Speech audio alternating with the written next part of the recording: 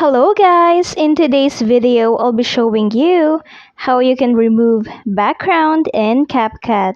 So without further ado, let's begin.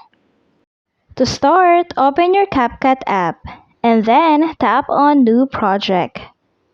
First, we have to select the background that you want to use. You can select photo or video. Now, after selecting your background, we need again to choose a picture. Make sure that the photo or image has a plain background. Just adjust the image to whatever you want, and then after that, just tap on Cut Out. And then you'll see this option, Remove Background. And that's it! The background is removed. I hope this video helped you out. Thank you for watching. Don't forget to like and subscribe.